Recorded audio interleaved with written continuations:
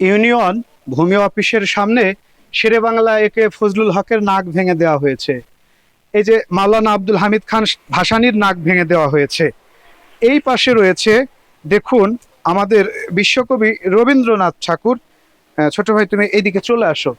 রবীন্দ্রনাথ ঠাকুরের নাক ভেঙে দিয়েছে, কাজী নজরুল ইসলামেরও নাক ভেঙে দিয়েছে, মাইকেল মধুসূদন দত্তেরও নাকের উপরে ঘুষি মেরেছে, জসিমউদ্দিন আহা কি অবস্থা, পল্লী কবি তারও নাকের উপরে ঘুষি মেরেছে, বেগম রোকেয়া সাখাওয়াত হোসেন উনি নয় আলুর দিশারি উনাকেও ঘুষি মেরে দিয়েছেন।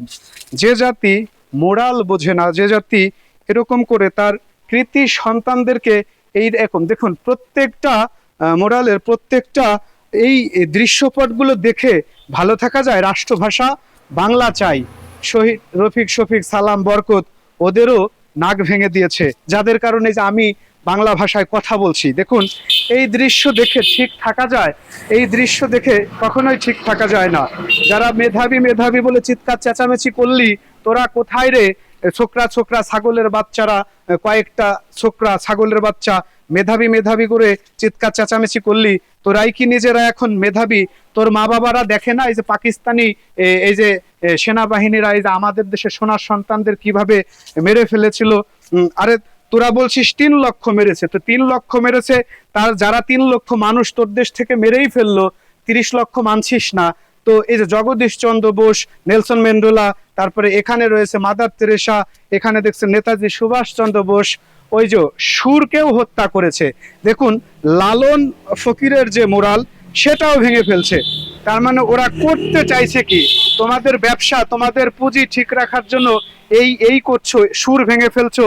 এই জন্য তো জাতি আসছে, নিমজ্জিত মব সৃষ্টি হয়েছে। একদিনই তৈরি হয়েছে। আমি অ্যাথেন্স 64 জেলার বিভিন্ন স্কুল কলেজ মাদ্রাসার অভিজ্ঞতা আমার আছে। জাতি যে কোথায় আছে, শিক্ষা ব্যবস্থা যে কোথায় গেছে, ঠিক এরকম হয়ে গেছে। এইটা যার মাথা থেকে এসেছেন তিনি একটা চৌকিদার। এদেশে নাকি অনেক শিল্পী আছে, সেই শিল্পীরাও এমন কাজ করে নাই।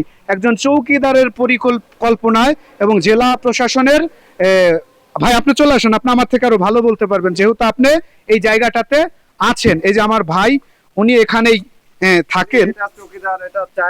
মানুষের থেকে চায় চিনতে এগুলা করেছে, একজন চৌকিদার মানুষের কাছ থেকে চায় চিনতে এবং কিছুটা টাকা ইনভেস্ট করে এগুলো তৈরি এই জিনিসগুলো সুন্দর দৃশ্যটা করেছে। আর সেটাও ভেঙে দিয়েছে, কুত্তার বাচ্চারা ভেঙে দিয়েছে। যারা এই কাজগুলো করেছে মানুষের বাচ্চা হতে পারে না, ওগুলো কুত্তার বাচ্চা। যারা সুর হত্যা করতে চায়, যারা এই জিনিসগুলো ভেঙে ফেলতে চায়, ওরা মানুষের বাচ্চা হতে পারে?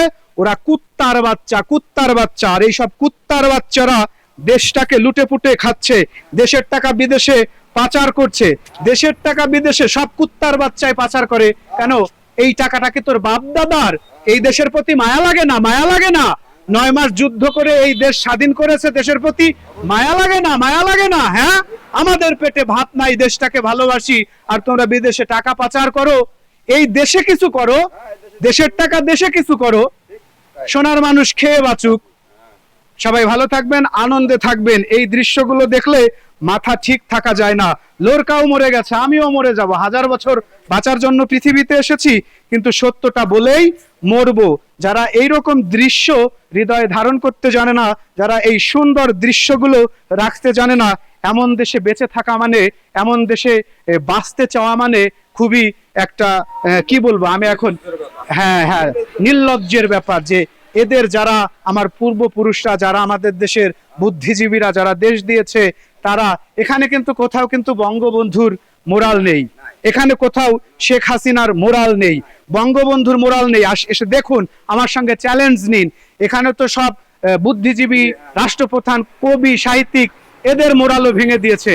তার মানে তোরা করতে চাচ্ছিসটা কি? দেশটাকে কি চুষে চুষে খেতে চাচ্ছিস?